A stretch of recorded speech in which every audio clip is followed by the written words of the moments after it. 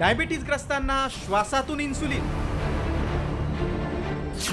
Inhaler load करा आणि फक्त श्वास घ्या.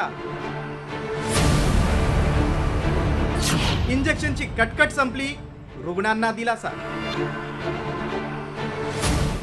तुम्हाला मधुमेह म्हणजेच डायबिटीस असेल आणि रोज इन्सुलिन इंजेक्शन घेण्याला तुम्ही कंटाळला असाल तर तुमच्यासाठी ही गोड बातमी आहे. इन्सुलिन आता सुईने नव्हे तर चक्क श्वासाद्वारेही घेता येणार आहे. मधुमेहाच्या रुग्णांसाठी हा मोठा दिलासा असणार आहे.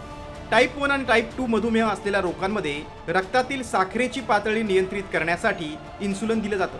सध्या इन्सुलिन इंजेक्शनच्या स्वरूपात येतं. सिप्ला कंपनीने भारतात इनहेलेबल इन्सुलिन अफ्रेझा लॉन्च करण्याची घोषणा केली.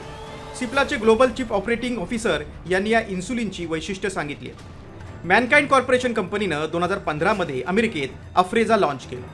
भारतात नुकतंच सेंट्रल ड्रग स्टँडर्ड कंट्रोल कॉर्पोरेशनकडून अफ्रेझाला मान्यता मिळाली आहे. हे औषध एका लहान इनहेलर उपकरणाद्वारे सिंगल यूज कार्ट्रीजमधून दिलं जातं. डॉक्टरांच्या निर्देशानुसार तुमचा डोस निवडायचा. तंत्रज्ञानाचा वापर करून पावडर केलेलं इन्सुलिन फुफ्फुसामधून रक्तप्रवाहात वेगानं शोषलं जातं.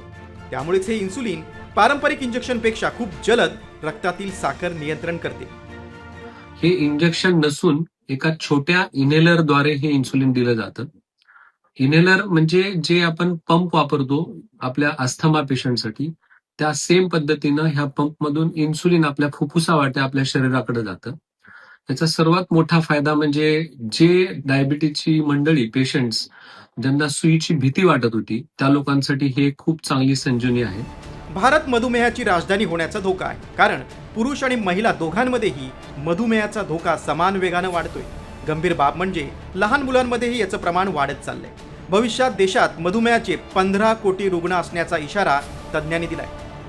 भारतात 1,10,00,000 जण मधुमेहानं ग्रस्त आहेत. त्यापैकी 10 ते 15% लोकांना इन्सुलिन थेरपीची आवश्यकता आहे.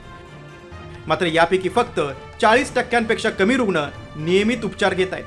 एका अंदाजानुसार भारतात इन्सुलिन वापरणाऱ्यांची संख्या सुमारे 50,48,000 इतकी आहे. लहान मोठ्या अनेक रुग्णांना इंजेक्शनची भीती वाटते. मात्र आता या इनहेलर इन्सुलिनमुळे डायबिटीजचं व्यवस्थापन करणं सोपं होणार आहे.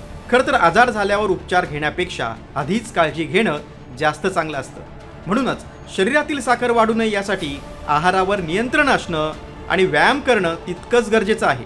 ब्युरो रिपोर्ट, साम टीव्ही.